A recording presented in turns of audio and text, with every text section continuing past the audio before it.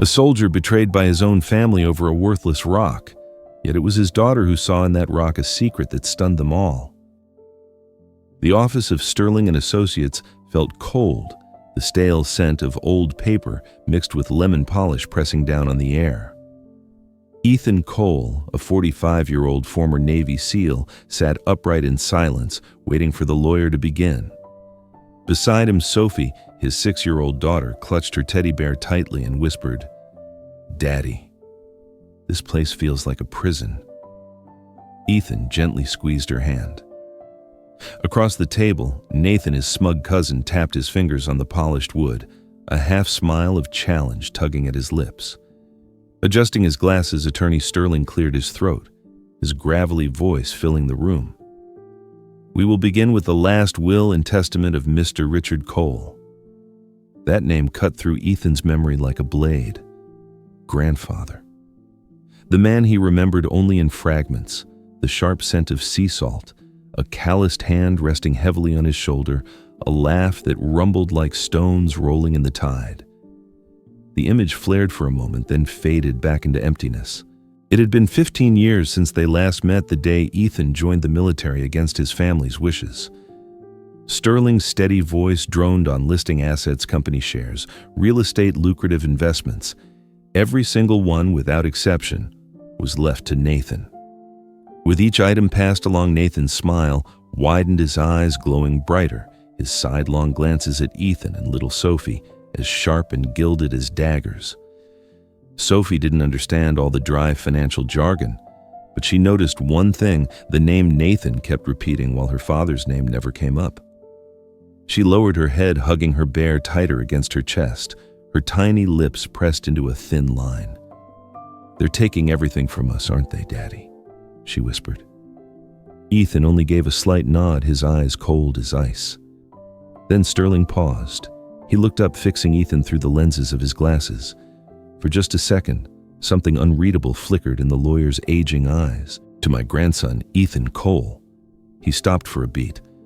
"I leave the house at Seawolf Ledge off the coast of Maine, along with everything upon it, and I entrust him with the care of my companion, a dog named Scout."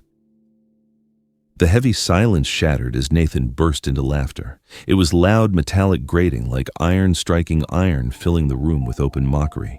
A worthless rock and a dog perfect. The old man must have lost his mind. Unless, he leaned forward, narrowing his eyes, he buried treasure out there. He laughed again, contempt dripping from every word. "You'd better start digging, cousin. That's all you've got." Sophie's cheeks flushed, her bright eyes blazing with anger. She squeezed her father's hand, lifted her chin, and stared Nathan down, but said nothing. Ethan didn't move either. His face betrayed no emotion. He didn't hear the laughter, didn't register the insult. He heard only 6 words from the will: understand the value of a silent clock, a phrase that lingered echoing as though his grandfather had whispered it just for him. It wasn't the language of an investor. It was the code of men who had lived in the shadows of war, where silence could mean the difference between life and death.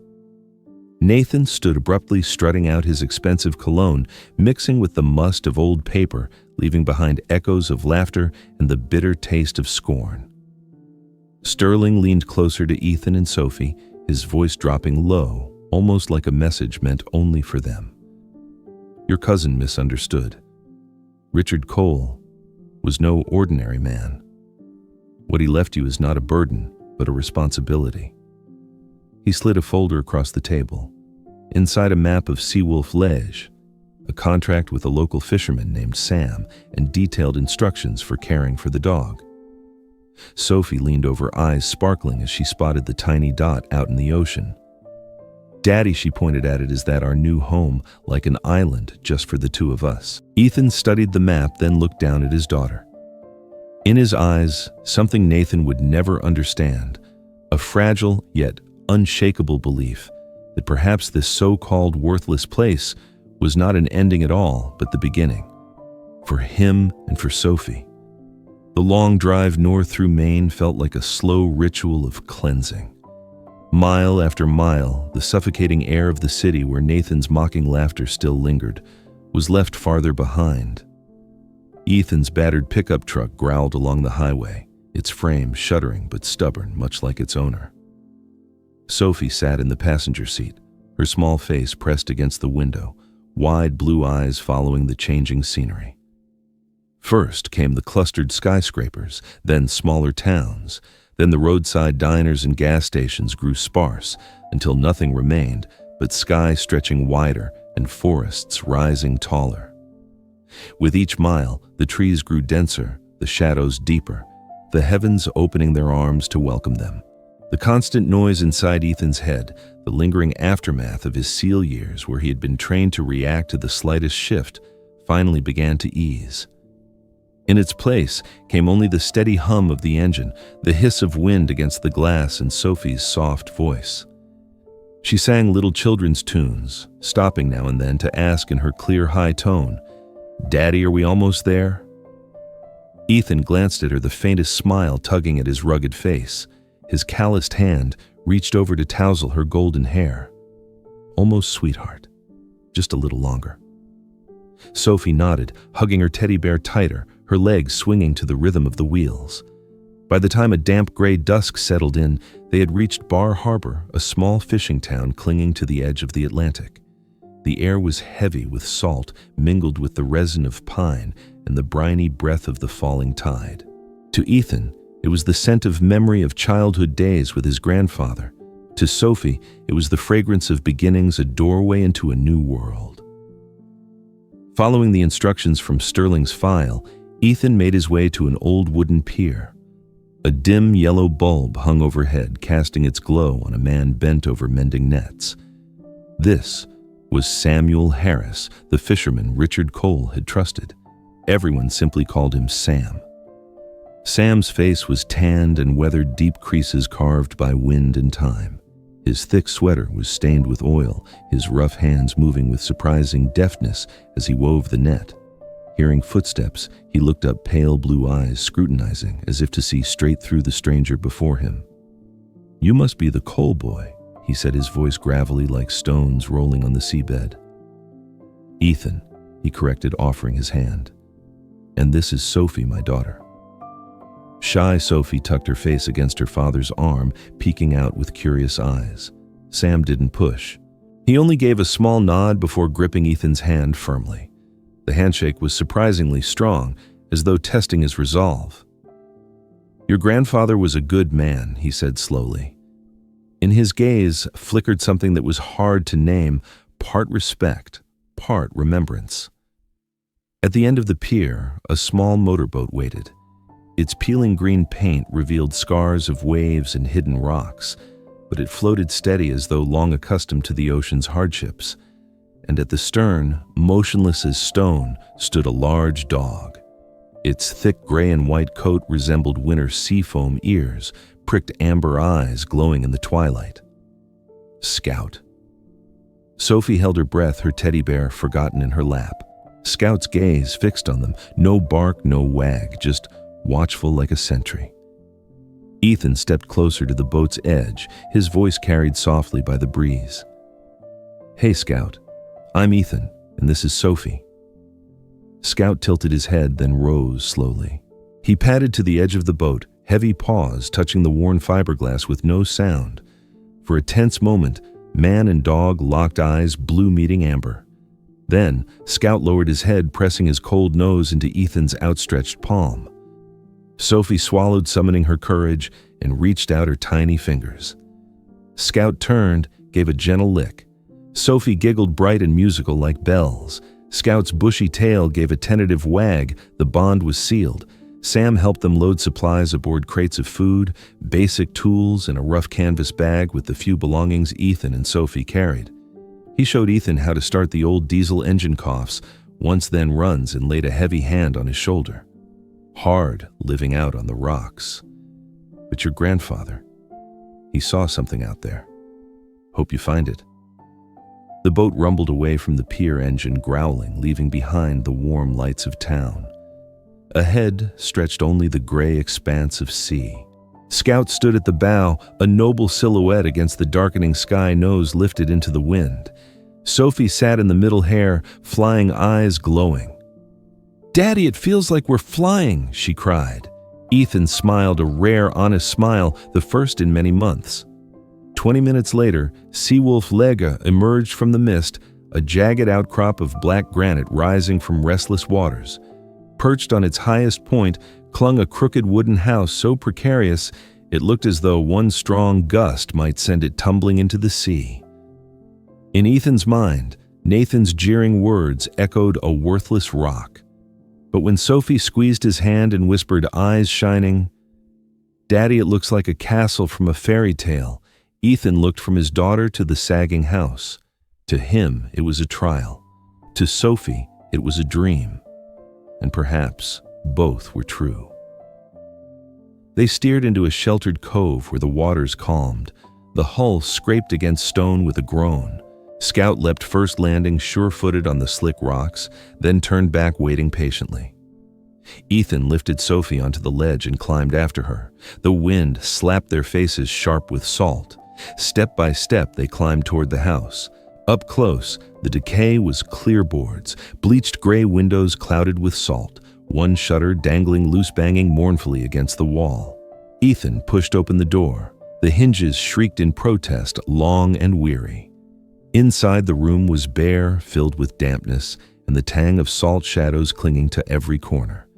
For a moment, despair washed over him like a breaking wave. But then Sophie tugged at his sleeve, her eyes bright, pointing toward Scout. The dog stood close, solid body pressed against Ethan's leg, amber gaze glowing with loyalty. "It's okay, Daddy," Sophie whispered firmly. "We have a home now." Ethan lifted his head, taking in the ruined space. He drew a deep breath, lungs filling with brine. This wasn't just a broken house. It was a refuge. It was the beginning. He dropped the bag to the floor, the sound echoing through the emptiness like a declaration. "All right, Scout." "All right, Sophie," he said, voice steady. "Let's get to work." The days at Seawolf Point drifted by, slowly stretching into weeks. Here, time was no longer measured by clocks or calendars, but by the rhythm of the ocean's breath. Day followed night, tides rose and fell. The sun crept across the gray sky, and Ethan's aching muscles gradually grew accustomed to the hours of labor. The first morning began with the cold nudge of Scout's nose against Ethan's hand.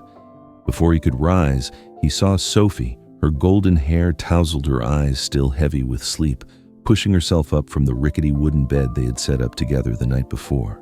She let out a long yawn, then smiled brightly. "Daddy, can I go on patrol with you and Scout too?" Ethan looked at her with a flicker of surprise, then nodded.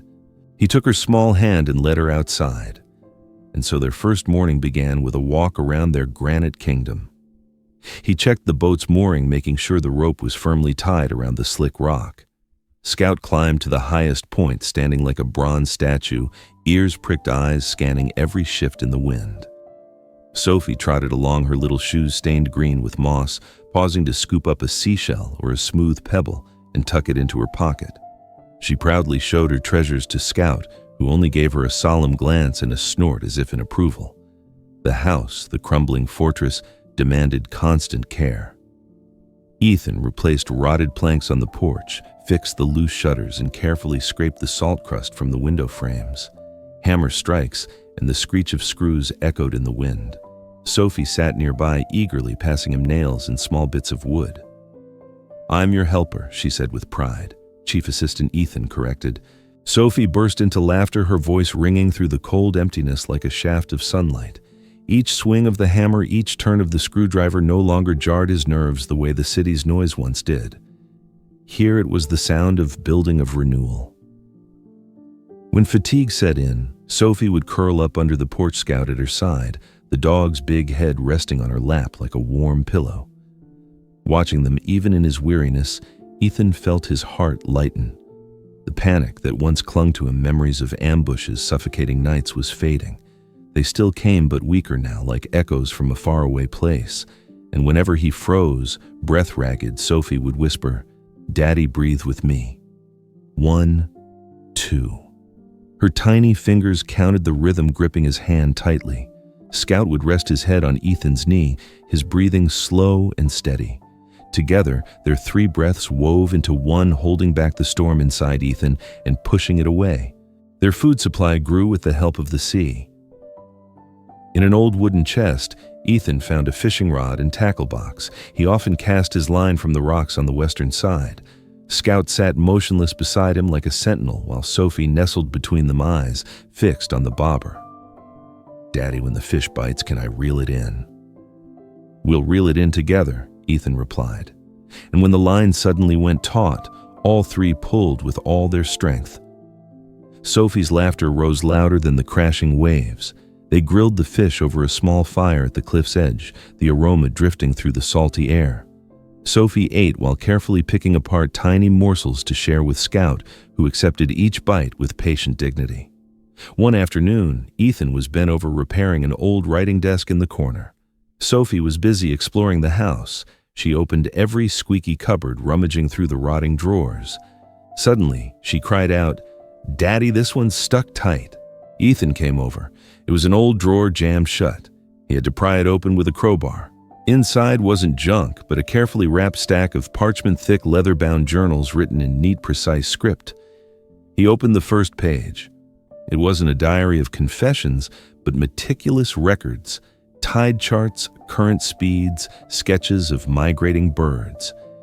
Yet at the end of each book, Richard Cole, his grandfather, had written about what he called the songs of the ocean. He described low-frequency rumbles vibrating through the granite on windless nights, groaning voices rising from the seabed, and the faint resonance of cargo ships far offshore. Sophie crawled over her little finger, tracing the page covered in symbols. "Daddy, did great-grandpa write music for the sea?" Ethan froze. Her innocent words struck with uncanny accuracy. He looked at the carefully written lines, the work of a sound engineer, a man who had devoted his life to listening to the ocean. From that evening on, their nights held more than fish and firelight. Under the flicker of the oil lamp, Ethan read the words aloud. Sophie nestled against him, teddy bear in hand, eyes shining. Scout lay at their feet, his amber eyes reflecting the light as though listening too. Each page, each line seemed to draw the three generations of Coles together, Ethan, the soldier who had lost his way, Sophie, the 6-year-old with a pure heart, and Richard, the long-gone grandfather who had left behind his mark in ink and wisdom. Before bed, Sophie whispered, "Daddy, the sea is telling us stories. Great-grandpa wants us to hear them." Ethan looked at his daughter, then at Scout curled at the foot of the bed. At that moment, he understood. Richard's legacy was not only this desolate headland, it was a secret, a hidden symphony within the sea itself. And Sophie, in her innocence, had spoken aloud the truth he had not yet grasped. A week had passed since Ethan and Sophie discovered Richard's leather journals. Life at Seawolf Point was beginning to settle into a rhythm until the sky changed. Cold rain poured for 3 days and nights, while a heavy fog swallowed both sea and sky into one endless gray mass. The chill seeped into their bones, forcing father and daughter to remain inside the old wooden house. The fireplace glowed red, its orange flames crackling against the gloom outside. The scent of damp wood burning mingled with the briny air slipping through the window cracks. Wrapped in an oversized wool blanket Ethan had found in the trunk, Sophie sat cross-legged on the worn rug, clutching her teddy bear and arranging seashells in a circle. Scout sprawled before the fire, his gray and white coat shimmering in the light, amber eyes half closed like a warrior at rest. Ethan sat in a creaky armchair, reading from Richard's thick journal. His voice was steady and low, carrying passages about the songs of the ocean, those strange sounds only someone who lived with wind waves and stone could truly hear. Sophie listened, her eyelids drooping as though the sea itself was lulling her to sleep. Inside the room there were only 3 sounds: the crackle of fire, the rain pounding on the wooden roof, and the soft rustle of turning pages. Suddenly, Scout stirred. He sprang up, ears pricked, eyes flashing. A low growl rumbled from his throat. Sophie sat bolt upright. Daddy, Scout found something. Ethan frowned. Probably just a mouse. But Scout didn't back away. He pressed his nose against the granite slab beside the hearth, sniffing hard, then whimpered. Without warning, he clawed at the stone, his nails screeching sharply against it. "Hey, stop that, you'll ruin your paws," Ethan scolded, setting the journal aside. The dog turned his eyes, glowing with fierce determination. Then he scratched again, harder this time, his bark deep and urgent, as if urging them on. Sophie clutched her teddy bear and whispered, "Daddy, I think Scout's trying to tell us something." Ethan knelt beside him. The granite was cold and solid, seemingly ordinary. But as he ran his fingers along the edge, he felt the faintest shift. His heartbeat quickened. He remembered Afghanistan, how once a military dog had refused to advance, saving his entire unit from a minefield. Now, Scout stood just as resolute. Stroking the dog's head, Ethan whispered, "All right, I believe you." He fetched the crowbar. Sophie crawled closer while Scout stood at his side, panting fast. Ethan wedged the bar into the seam, braced his shoulder, and pulled hard. The slab groaned and lifted, revealing a yawning darkness below. A draft of air rose up, cold, dry, metallic, not the damp musk of the old house. Sophie clapped her hand over her mouth. There's a cellar under the floor." The chamber was lined with lead, solid and deliberate. Reaching inside, Ethan's fingers touched two objects, a journal wrapped in oilcloth nearly intact, and a heavy block of brass with a T-shaped handle, its head etched with fine grooves. He set it near the fire, the flames glinting across its surface with a strange brilliance. Sophie's voice trembled. "It looks like a treasure key from a fairy tale." Ethan opened the journal. Neat handwriting appeared clearly. "My name is Richard Cole. In 1973, I left the United States Navy, having served as a senior sound engineer in the Sound Surveillance System project." He read it again, stunned. Sophie tilted her head. Daddy, he really was an engineer. Ethan nodded, his chest tightening. The notes about the songs of the ocean were no hobby, they were the work of a lifetime. The following pages described in detail how Seawolf Point was a geological anomaly, the granite acting like a natural acoustic lens, amplifying echoes from the ocean's depths. Richard had carved a laboratory within the rock itself, building a tidal generator that would run as long as the moon pulled the waves. At first, his words brimmed with pride, but gradually they soured with bitterness. He had once proposed defensive applications, yet his superiors only sought weapons. They only saw the use of killing. I saw the beauty of listening. The bold script read. Sophie looked up. He wanted to protect, not hurt. Right, Daddy? That's right, sweetheart, Ethan answered, his voice rough. The final pages turned into strings of numbers and naval codes. Ethan recognized them as a grid cipher he had once learned in the service. He grabbed pen and paper, working carefully. Sophie sat beside him, scribbling her own imitations. Scout lay still, amber eyes fixed on them. Hours passed before the message emerged, a riddle about the spring tide, the watch hour, the Kraken's arm to the Trident's heart, along with a drawing of the brass key and arrows showing how to turn it. Sophie suddenly exclaimed, Daddy, that's like the seaweed patch I saw by the rocks the other day. Ethan froze. His daughter, with a child's sharp eye, had fit the last piece into place. His heart pounded. The journals, the brass key, everything pointed to a hidden door. He looked from Scout to Sophie. We'll find the truth, but we do it together. Sophie squeezed his hand, her eyes shining. Scout barked once, tail thumping. Outside, rain still hammered down, thunder rolling at the horizon. But inside the weathered wooden house, 3 figures huddled by the fire. The glow lit the journal and the strange brass key. Ethan knew the silent vigil Richard Cole had kept all his life had just been passed to them. 3 days after deciphering the code in the oil-wrapped notebook, the full moon rose high in the sky. Its silver light stretched across the gray sea, glinting on the rippling waves. The powerful spring tide had drawn the water far back, exposing the slick black stone bed carpeted with seaweed. Ethan stood by the window holding the tide almanac and the chart Richard had left. Sophie rested her chin on the wooden sill, her wide eyes fixed on the newly revealed rocks that looked like the spine of some ancient sea creature. Daddy, it's like the ocean is breathing. Ethan smiled softly. It is. And we're about to step into its heart. He slipped on a heavy jacket, tucked the brass key into his inner pocket, and packed a small backpack with a flashlight, rope water, and a few tools. Sophie wore her own tiny canvas bag, carrying nothing but an old teddy bear and a red plastic flashlight, her expression no less serious than her father's. Scout stood tall at the door, his gray and white coat bristling under the moonlight, as if already prepared for the journey. They left the house and made their way down the jagged slope. The air vibrated with the cries of gulls unsettled by the changing tide. The wet stone, thick with slippery moss, made every step heavy, but Sophie clung determinedly to her father's hand. Scout trotted a few paces ahead, nose to the ground, leading them with certainty. The path brought them to what Richard had called the Kraken's Arm.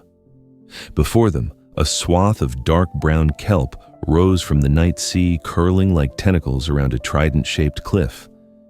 Sophie shivered but pressed on, whispering, "Daddy, it's just like the myths I read." Through the slimy weeds, they reached the base of the center spur. A sheer wall of granite loomed smooth and black without a crack. For a moment, Ethan feared he'd been mistaken. Then, Scout stopped. He pressed his nose to a seaweed-covered spot and barked once sharp and sure. "Scout found it," Sophie cried. Ethan pushed aside the heavy kelp to reveal a circular recess etched with intricate designs. His heart pounded. He drew out the brass key and tried it. It fit perfectly. He looked at Sophie, his voice low as if speaking Richard's words. This moment, he wanted us to witness it. Sophie clutched her teddy bear eyes, shining lips trembling, but she nodded. Ethan turned the key in the direction marked by the arrow in the journal. At once, a deep vibration pulsed from within the stone, resonating through their bodies. Rectangular patterns began to glow across what had seemed a solid wall. The massive slab of granite slid aside, revealing a colossal doorway. A cool, dry breath of air tinged with ozone rushed out. Before them stretched a square tunnel, its walls lined with a pitch-black material cutting deep into the mountain. Sophie stepped back, gripping her father's hand until her knuckles turned white. Ethan knelt, resting a firm yet gentle hand on her shoulder, his eyes steady and warm. "You're coming with me and Scout, but you must stay right by my side." Sophie drew a deep breath and nodded. "I'll be brave, like a Navy SEAL." A flicker of a smile touched Ethan's face. He switched on the flashlight, its beam slicing through the dark. 3 figures moved forward, their footsteps echoing like drumbeats. Scout stayed close, muscles taut, ears high. At the end of the tunnel stood a massive steel door with a circular wheel at its center. Ethan turned it hard. The door opened smoothly, the metallic sound resonant yet balanced, as if the pressures inside and out were perfectly aligned. They stepped onto a suspended metal walkway. Beneath them spread a vast circular chamber carved deep into the granite. Sophie's mouth fell open, words lost. Before her stood rows of glowing servers, a curved control console gleaming, and a wall-sized screen still dark. The air was cool and clean, carrying the faint tang of ozone like a research facility just brought to life. Scout froze, his entire body tense. "He built an entire world," Ethan whispered. They descended the steel stairs. Sophie hurried a few steps ahead, then stopped short, her eyes sparkling. "Daddy, it's just like a science fiction movie." A quiet laugh escaped Ethan, the first in weeks. He laid his hand on the console. Richard had left the startup sequence in the journal. Ethan followed it step by step, power on, pull the lever, engage cooling. The chamber thrummed with a low hum, indicator lights shifting from amber to green, glowing like a spray of stars. Sophie's eyes locked on the servers coming alive. It's waking up, Daddy." At last, Ethan pressed the acoustic array button. The giant screen flared to life, displaying a coastal map. Then, the image burst outward, transforming into a window that opened onto a world of sound. Currents swirled in bands of color. Distant ships traced faint violet streaks. A pod of dolphins flickered as blinking green dots, while schools of shrimp shimmered like clouds of starlight. Sophie gaped, whispering, "The ocean. It really is singing, Daddy." Ethan couldn't speak. Scout sat still before the screen, his eyes reflecting the ocean's spectral song. Just below the display, a bronze plaque glowed, inscribed with Richard's words, Use it to protect, not to profit. The watch now belongs to you, Sophie read aloud, her voice trembling. He wrote that for you, and for me too, didn't he? Ethan drew his daughter close, his vision blurring. Yes. Now we are the watchers. Deep within the mountain before the singing sea, 3 lives, 1 soldier, 1 child, and 1 dog accepted Richard Cole's legacy. From that moment on, the duty was theirs. While Ethan and Sophie were engrossed in uncovering the secrets beneath the stone hundreds of miles away, Nathan sat in his luxurious city office. The room gleamed with leather and glass, the scent of expensive cologne and coffee masking the faint odor of old paper. In front of him lay a thick stack of accounting files, copies of the enormous expenditures Richard Cole had made over decades on steel-lead copper wire and maritime equipment. Nathan flipped through the pages, his eyes glowing with greed. Not gold, not real estate. Richard had poured his entire fortune into Seawolf Point. Nathan clenched his teeth, whispering, not a treasure of gold, but a secret project. And whatever it is, it has to be mine. He picked up the phone. The first call was to rent a powerful yacht strong enough to cut through stormy seas. The second was to summon muscle. Kyle Reed, short, wiry, with shifty eyes like a weasel. Derek Hunt, a tall, silent man with shoulders like a fortress wall. They weren't sailors.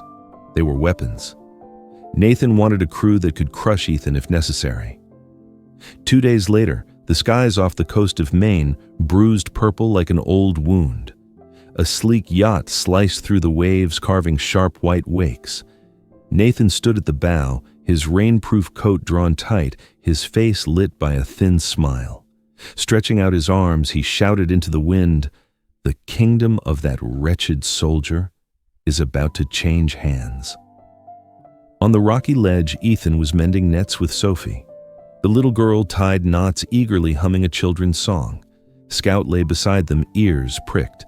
Suddenly, he leapt up, his body taut as a drawn bow, a low growl rumbling in his throat. "What is it, Scout?" Sophie asked, bewildered. Ethan lifted his head. From far off, the piercing roar of engines cut through the fog. He looked out to see a white yacht plowing straight into the cove. On its deck, 3 figures came into view. One of them, Nathan. "Daddy," Sophie whispered, her trembling hand gripping her father's. Ethan laid a firm hand on her shoulder, his voice resolute. "It's all right. Stay close to Scout." The yacht dropped anchor. Nathan, Kyle Reed, and Derek Hunt climbed into a rubber dinghy and rowed toward shore. The waves pitched the boat.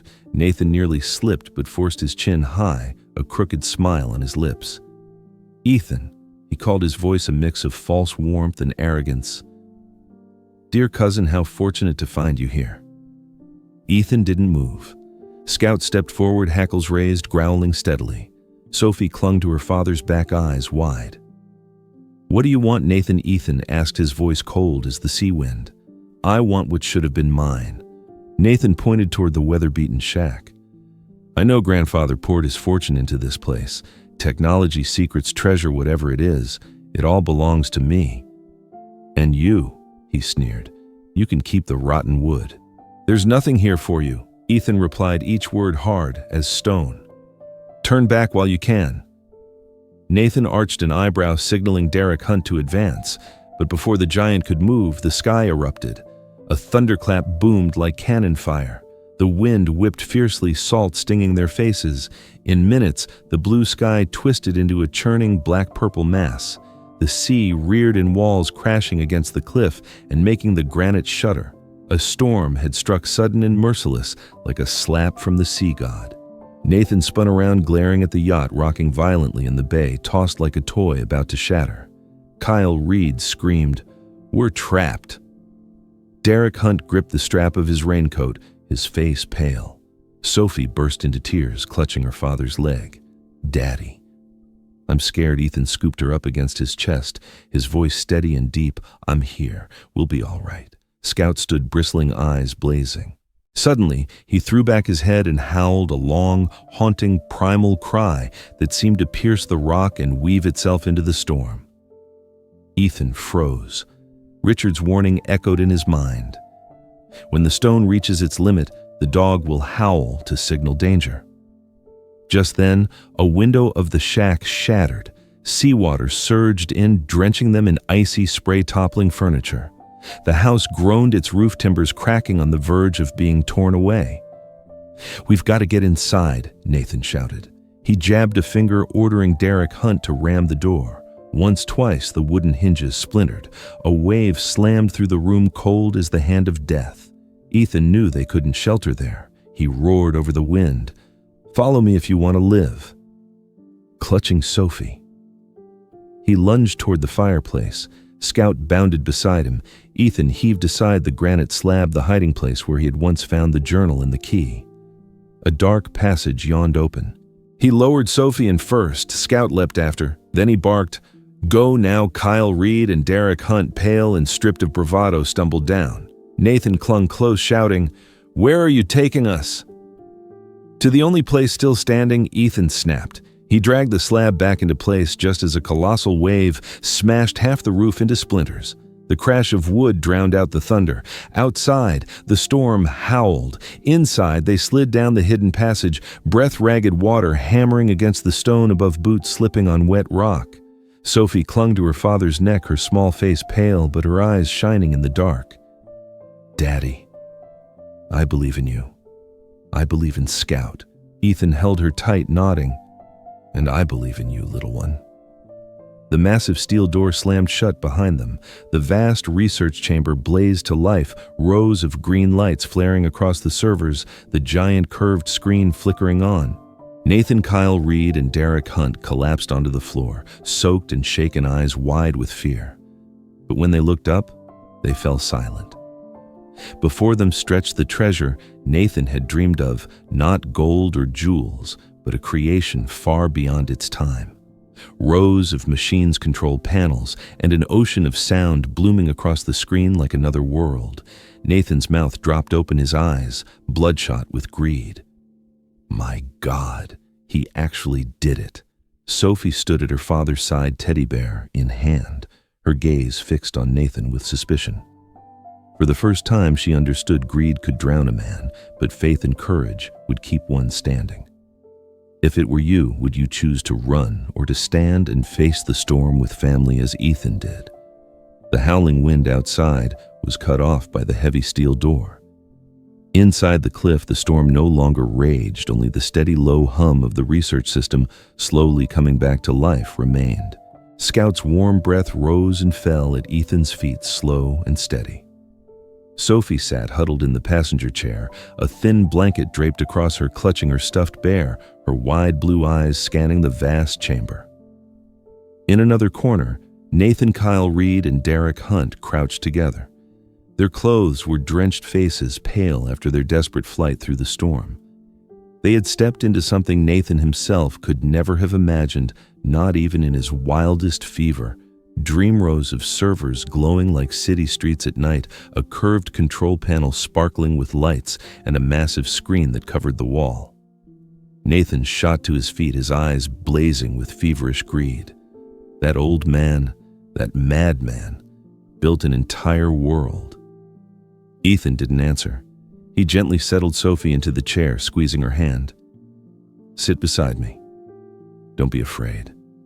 This is the safest place now." Sophie nodded, her tiny fingers clutching his sleeve. Scout lay across from her, his damp fur radiating warmth, his amber eyes locked on the strangers. Ethan turned back to the auxiliary panel. In his mind, Richard's journal entries pounded like commands. He entered a string of numbers, activating the communication system. The sonar screen flared to life, its cold blue light washing over their faces. At first, it was only chaos storms churning, the deep streaks of purple cutting across green bands. But in the midst of that confusion, Ethan saw it, a dense dark green dot moving silently. His jaw tightened. A small submarine, using the storm's roar to creep close to the cliff. Just as Nathan had hinted, there was indeed an investor waiting. Sophie tugged at his sleeve, her voice trembling. "Daddy, is something coming?" Ethan bent down, gave a firm nod, his voice steady. "Yes, but I won't let them come near you." He entered an old military code known only to those who had once served. The final phrase, "The vulture's nest has been breached," was the same passcode Richard had written about. The encrypted signal pulsed through the secret Navy channel his grandfather had built. No reply, no confirmation, only faith. Nathan stepped forward, his strides firm, his eyes lit with hunger. This is the treasure. A secret listening station he hid his entire life. Ethan, you can't keep this for yourself. This thing, it's worth billions. Ethan immediately spun around, shielding Sophie behind him, his eyes as cold as steel. This doesn't belong to you. It never did. And you've already sold it to the enemy. Sophie peeked out, her child's voice ringing out unexpectedly. Uncle, you want to take away what great-grandpa left us, but he said it was for protection. The innocent question made Nathan falter for a beat, but he quickly let out a harsh laugh, covering his unease. Protection. The kid doesn't know a thing. This could bring in more profit than any protection ever could. Ethan's fists clenched so tight, his knuckles turned white, but he held back. Outside, the storm still pounded. Beneath the sea, the submarine signal crept closer every minute. Survival came first. Nathan could wait. The sonar screen quivered, the green dot moving faster, closing in. Scout growled, fur bristling, his gaze locked on that dot. Sophie clung to her father's neck, whispering, "Daddy," just like in great-grandpa's stories. The sea monster is crawling closer. At that moment, the whole chamber shuddered. A deep rumble rose from the rock itself, making the ceiling lights sway. Ethan knew instantly the storm was forcing enormous pressure on the cliff's structure. Scout leapt up, howling, the mournful sound echoing through the stone, blending with thunder, an ancient alarm of nature. Seismic alert. Ethan barked, his voice sharp. He pulled Sophie tight to his chest, shielding her small body. The structure will hold, but we don't have much time. Kyle Reed trembled, stammering. We're trapped down here. Derek Hunt stayed silent, fists clenched, eyes fixed on the screen. His fear plain. Nathan shouted hoarsely, his voice breaking. No, we're not trapped. We just need to control it. Put it on the international market. Ethan, help me. We'll be rich. Shut up. Ethan's words cut like a blade. He turned, his blue eyes blazing. This is not for sale. My grandfather left it to me and to Sophie because he knew we understood the real value of this silence. Sophie looked up, her eyes glowing, whispering, Daddy, I'll stand guard with you too. Ethan gave a faint smile, a spark of light in the storm. I know, kiddo. The sonar screen lit up bright. The green dot had nearly reached the cliff. But from the distance, 2 yellow streaks appeared, racing in with breathtaking speed. 2 U.S. Coast Guard patrol vessels. On the screen, like a silent play, the submarine veered, searching for escape. The patrol boats closed in, tightening the noose. A chase strung taut as a wire. Then suddenly, the green dot stopped. Sophie hugged Scout, whispering in delight, her eyes shining, They're here. They heard us. Ethan nodded, though his gaze stayed locked on the screen, his chest heaving. The signal had been received. They were protected, at least for now. Nathan slumped into a chair, his face ashen. For the first time, he realized he had gambled too much, wagering his very life on greed. Deep beneath, the rock machines blinked and hummed, while above the storm still roared. Ethan placed a hand on Sophie's shoulder, Scout standing tall beside her. His voice was low, hoarse, but unshakable. This watch has only just begun. 2 hours after the sonar screen confirmed the strange submarine had been intercepted, silence settled inside the research bunker, broken only by the steady hum of the system. The massive granite door began to tremble, then slowly slid aside. A flood of blinding light poured in, carrying with it the briny tang of salt air and the pungent gusts of the sea after the storm. Ethan carried Sophie in his arms, Scout close at his side, as the 3 of them stepped out from the heart of the rock.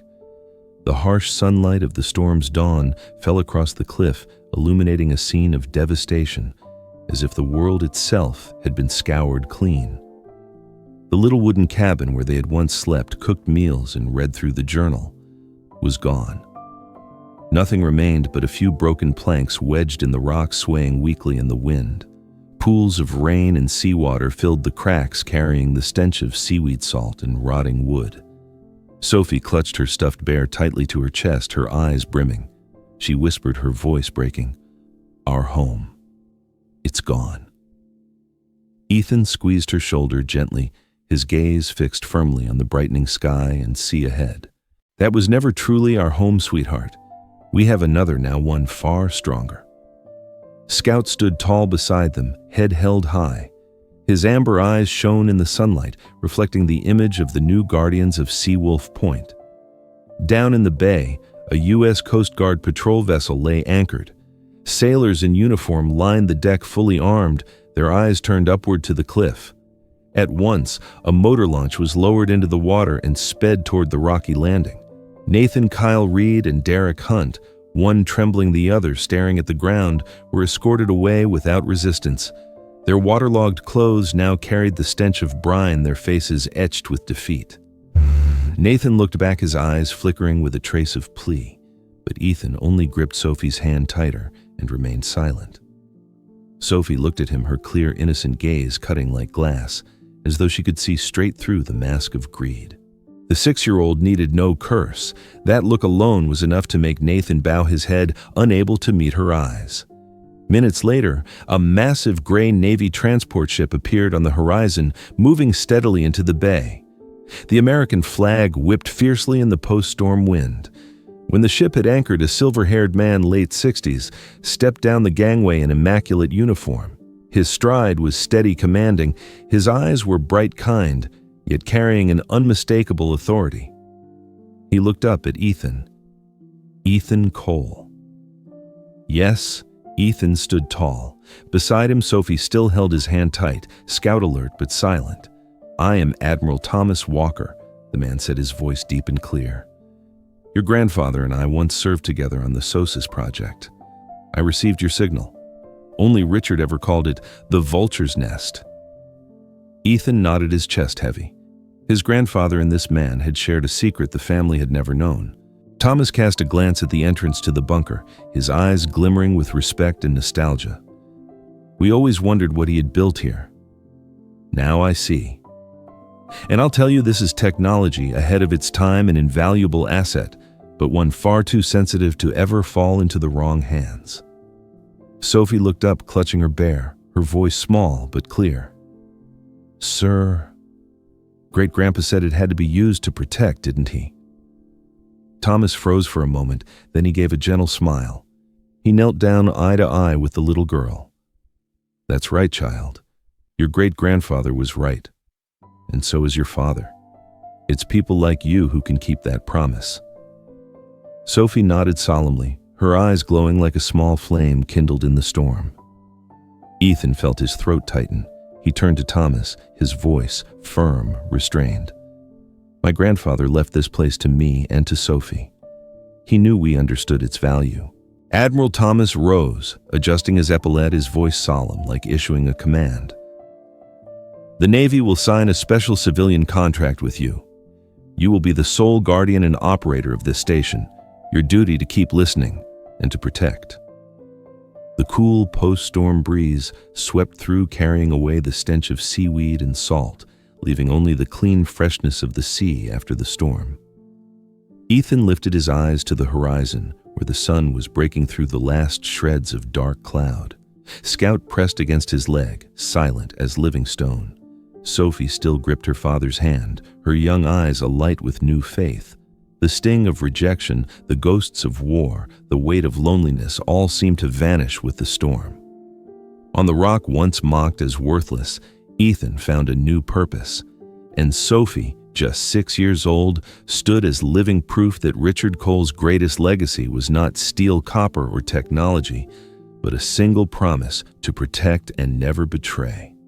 Several months had passed since the fierce storm swept away the old shack.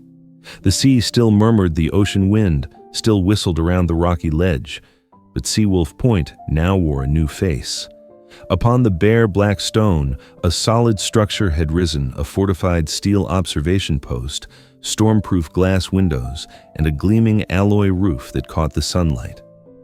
For weeks, Navy engineers had taken turns erecting the frame, installing solar panels, pulling cables, and reinforcing walls.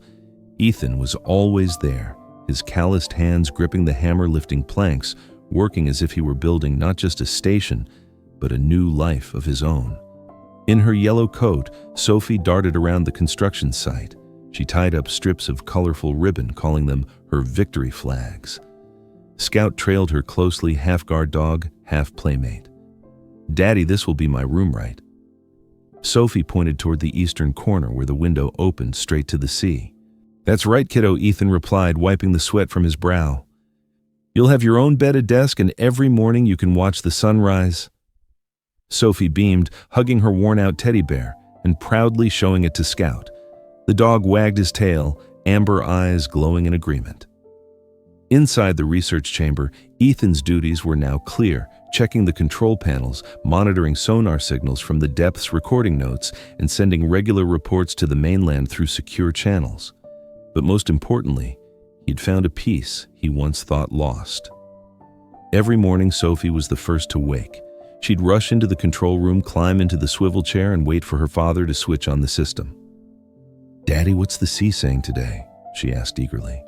Ethan powered up the curved monitor, its blue light flooding the room. He lifted her onto his lap and explained the purple streak was a cargo ship. The blinking green dots were dolphins, the gray patches were swarms of shrimp or giant squid. Sophie listened in fascination, then exclaimed, "The sea sings prettier than any fairy tale."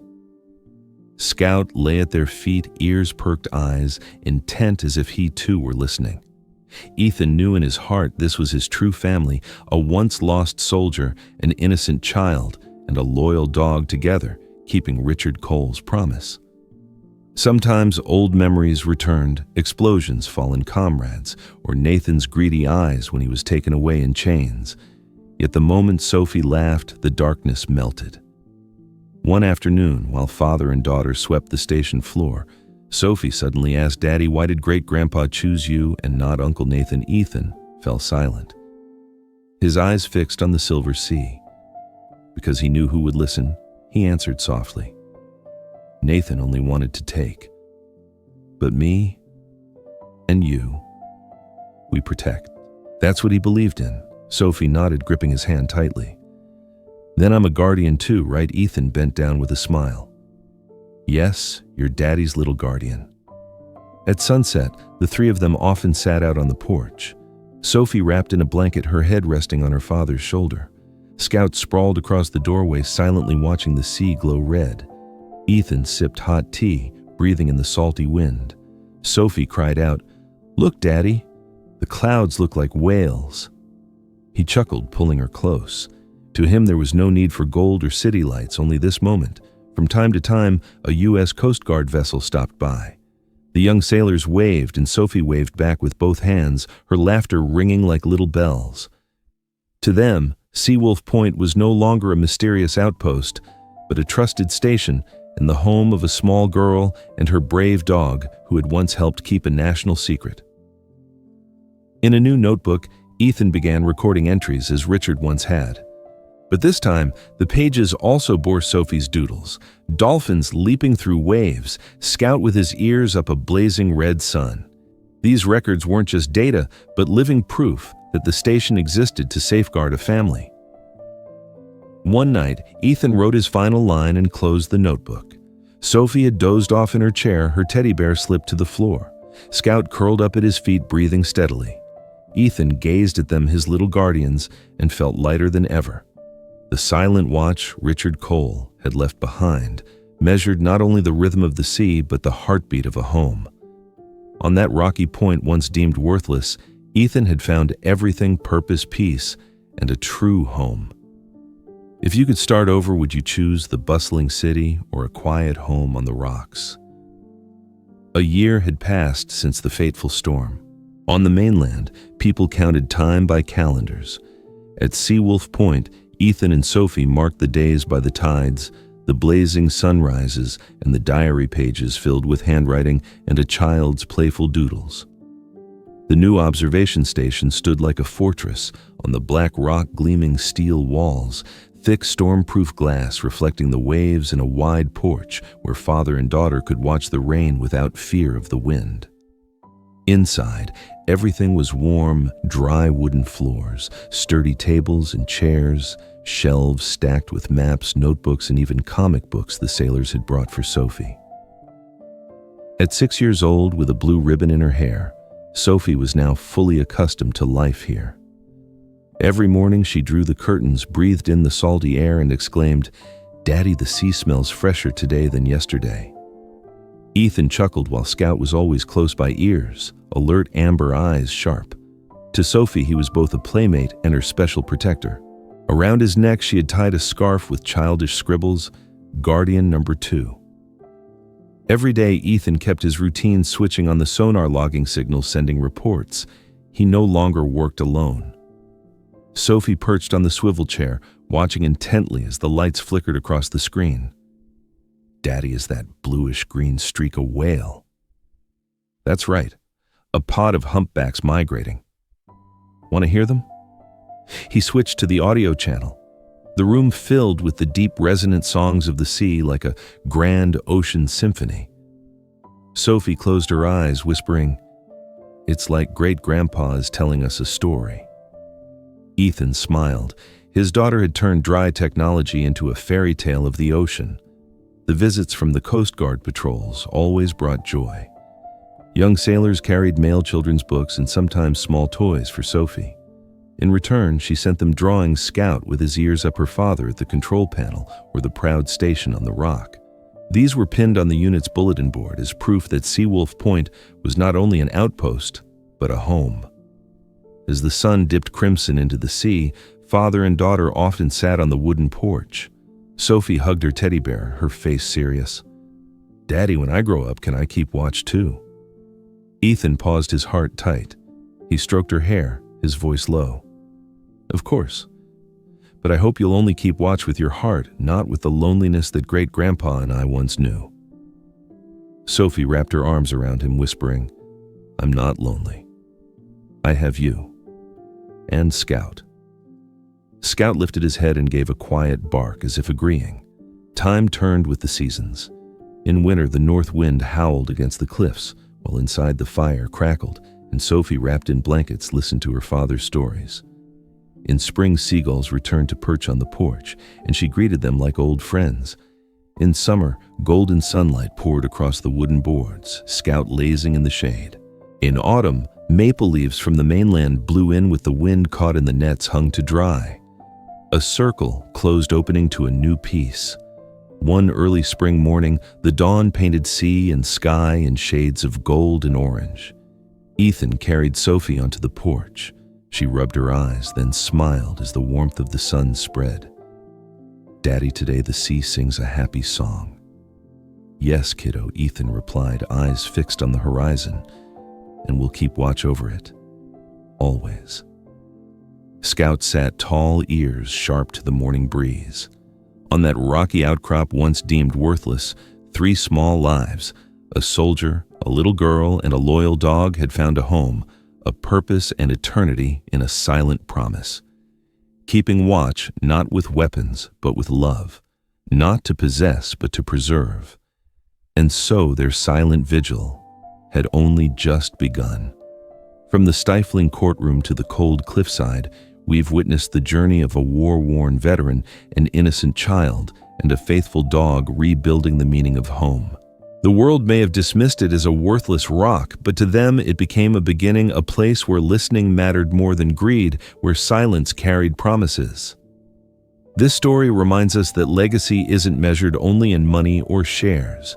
Some things that seem useless hold the power to protect, to heal, and to bind generations together.